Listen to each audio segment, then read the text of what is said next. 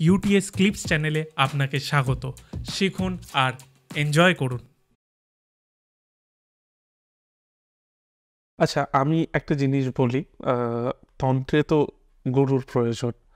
তুমি বললে তুমি ছোটবেলায় পেয়েছো গুরু। এবার ম্যাক্সিমাম তান্ত্রিকই বলে যে গুরু নিজে থেকে আসে, মানে এরকম নয় যে খুঁজতে বেরোবো আর পেয়ে যাব। ওকে, তো এই মানে ধরো কেউ এরকম করতে চাইছে যে আমি তন্ত্রবিদ্যা শিখতে চাইছি, তাহলে গুরু কোথায় পাবো? মানে নিজে থেকে আসবে কি করে?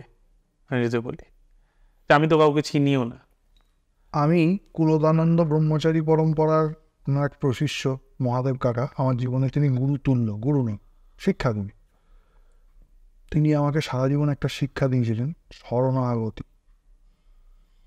শাস্ত্রেও আছে এটা। তোমার মধ্যে যদি আকুলতা তৈরি হয় তাহলে গুরু আসতে বাধ্য। আকাশ চিরে পাতাল ফুঁড়ে গুরু আসবেই আসবে। তৈলঙ্গ স্বামী মহারাজের একটা উপদেশ আছে, ঠিক আছে? যদি তোমার মধ্যে সেম কথা আকুলতা তৈরি হয় তাহলে গুরু আসবে। তুমি যেমন তোমার গুরু তেমন,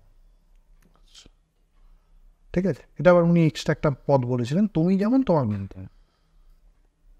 আর এখনকার দিনে কোনো মানুষকে গুরুর পেছনে ছোটা নাই ভালো। কেন কেন বলো তো? তার কারণটা হচ্ছে এখনকার দিনে মানুষের মধ্যে এই গুরুগিরি যারা করছে তাদের মধ্যে এমন প্রবৃত্তি আছে না, মানে এটা গুরুতন্ত্র বলে একটি তন্ত্র, শিব বলছেন যে গুরব বহব সন্তি শিষ্য বিত্তাপহারকা, শিষ্যের বৃত্ত অপহরণ করবে, শিষ্যের থেকে টাকা নিয়ে তাকে চেষ্টা করে দেবে। আচ্ছা, ঠিক আছে? দুর্লভ সদ্গুরুর দেবী শিষ্য সন্তাপনাশক। গুরু শব্দটার অর্থ হচ্ছে, গুহ কথার মানে হচ্ছে অন্ধকার, আর রুহ কথার অর্থ হচ্ছে আলো। তাহলে তিনি অন্ধকার থেকে আলোর পথে তোমাকে নিয়ে যাবে। তার মধ্যে পয়সা করি লেনদেন কোথায়? আমাদের যে, এবার তুমি বলবে এরম গুরুই তো তাহলে চাই না, এরম গুরু চাই, কিন্তু যে শরীরটা তোমাকে মুক্তি দিচ্ছে অপোজিট দিকে এটাও মনে রেখো তিনিও কিন্তু মানুষের শরীর, ঠিক আছে? তারও কিন্তু জীবনযাপনের জন্য একটা, তিনি তোমার পেছনে একদিন খরচা করলেন, তার কিছু পারিশ্রমিক হয়, প্রণামী বা দক্ষিণা হয়। তিনি নিজের পকেট থেকেই বা সবটা কেন দেবেন? তিনি কিছুটা দিক, তুমি কিছুটা দাও, বুঝে গেল? মিলিয়ে মিশিয়ে ব্যাপারটা। আমি শিষ্যকে দীক্ষা দিয়ে তার মাথায় কাঁঠাল ভেঙে খাবো, এই জিনিসটা যেন না হয়। আমার মায়ের যিনি পরাপর গুরুদেব শ্রদ্ধেয় সাক্ষাৎ ভৈরব রামকৃষ্ণ ভট্টাচার্য, তিনি বলতেন, হ্যাঁ, বিরাট যোগী পুরুষ ছিলেন, তিনি বলতেন স্বভোজী প্রাণী না হলে তাকে দীক্ষা দিতে নেই। ঠিক এই কথাটা কোট আনকোট, স্বভোজী প্রাণী না হলে তাকে দীক্ষা দিতে নেই। আর দীক্ষা নিতে গেলে তাকে স্বভোজী প্রাণী হতে হবে। স্বভোজী প্রাণী কথার মানে হচ্ছে একটা কোনো কর্ম করে সে রোজগার করে, এই রকম করতে হবে। উল্টো দিক থেকে এটাও তিনি বলতেন স্বভোজী প্রাণী না হলে দীক্ষা দিতেও নেই। আচ্ছা, মানে যে দীক্ষা দেবে, কথাটার কিন্তু দুটোই মানে আছে।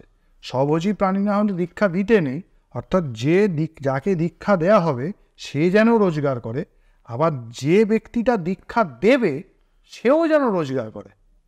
এই দুজন যদি রোজগারে না হয়, ঠিক আছে, দুজনের প্রতি একটা ভাইসি ভার্সা মানে নেওয়ার প্রবৃত্তি থাকে, ওই আবার প্রবৃত্তি। শিষ্যের যদি সঙ্গতি না থাকে তাহলে সে কী করবে? সে গুরুর থেকেই চাইবে যখন তার আন্ডারে যাচ্ছে। আবার গুরুর যদি নিজের কোমর সোজা না হয় তাহলে সে চাইবে এই শিষ্যের থেকে আমি পয়সা নেব। আর এই পয়সা নেওয়া গুরু দেখেন কিন্তু দুনিয়া ঘুরে গেছে। এর জন্যে আমি বলবো সবসময় চুপ করে বসে তোমার ইষ্টকে ডাকো। আর সবার গুরু হচ্ছেন শিব বা ভগবান বিষ্ণু, হরিহর অভেদ। তাদের কাছে প্রার্থনা জানাও, চোখের জল ফেলো, নিশ্চয়ই তোমার গুরু লাভ হবে।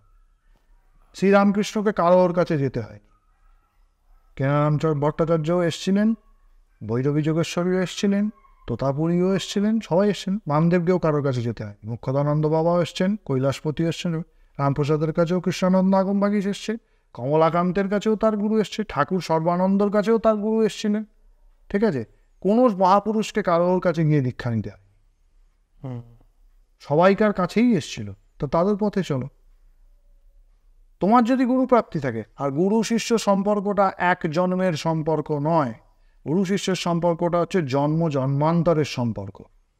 তোমার মধ্যে যদি সেই মানে কি বলবো, এগারনেস, যদি সেই আগ্রহ থাকে, যদি সেই আরতি তৈরি হয়ে থাকে, তাহলে তিনি আসবেনই আসবেন সেই গুরু শরীর। তিনি যেখানেই থাকুক তিনি আসবেনই। আমি আমার নিজের মানে জীবন দিয়েও দেখেছি। আমাদের কারোর কাছে যেতে হয়নি, আমার গুরু তো আমার কাছে এসছেন। একটা একটা যেটা বলে যে আগের জন্মের কানেকশন থাকা, এটাও কি সত্যি যে আগের জন্মের কানেকশন থাকলে গুরু তাড়াতাড়ি পেয়ে যান? নিশ্চয়ই থাকে, নিশ্চয়ই থাকে। থাকবে না আগের জন্মের কানেকশন থাকবে না? নিশ্চয়ই থাকে।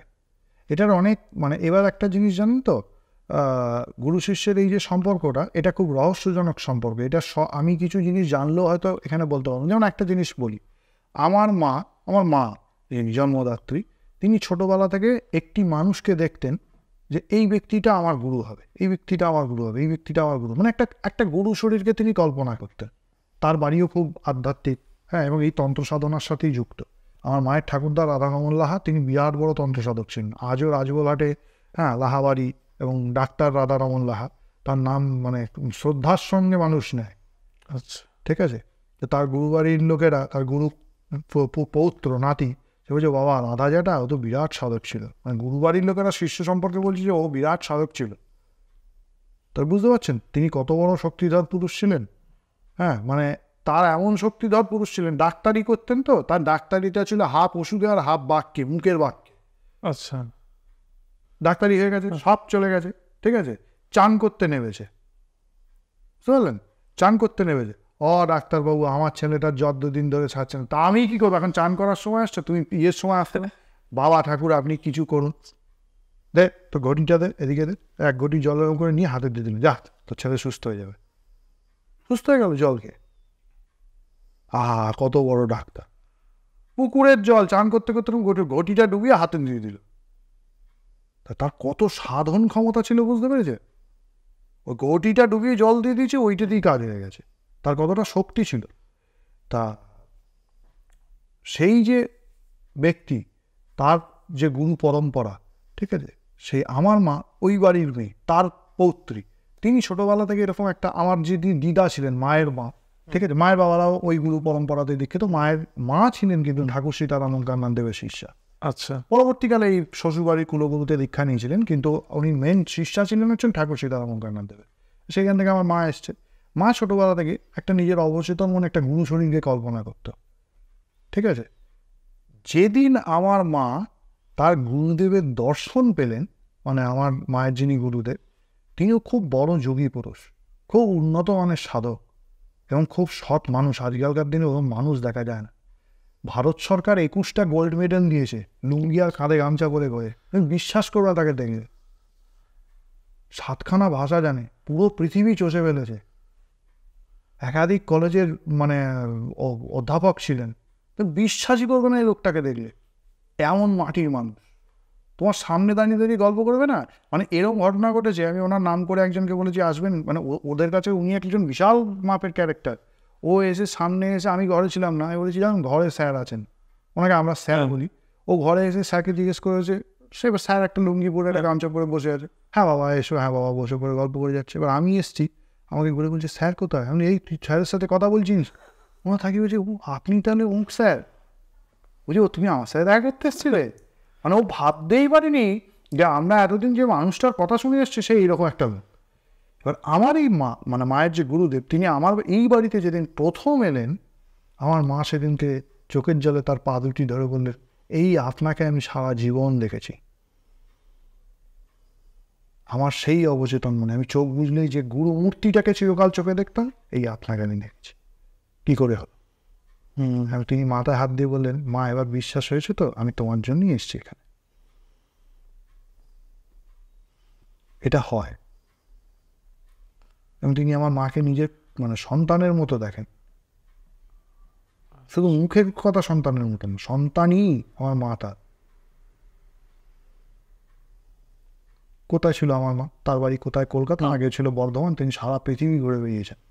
আমার মা কোথায় ছিল, তিনি কোথায় ছিলেন, কোনো জায়গায়। যেদিনকে প্রথম দিন বলে আপনাকেই আমি চিরকাল দেখেছি। এবার মা আমি তোমার জন্যই এসছি, তোমাকে দীক্ষা দেবো। কী করে হলো? আমার মায়ের ঘটনা, বাইরের জন্য আমার মায়ের ঘটনা। হয়, আজও হয়। আজও হয়, আমি দেখেছি। কোথাও একটা কানেকশন থাকে। কানেকশন তো থাকবে, কানেকশন না হলে হয় না। কেমন লাগলো এই ক্লিপসটা আমাদের জানান এবং আমাদের চ্যানেল ইউটিএস ক্লিপসকে সাবস্ক্রাইব করুন।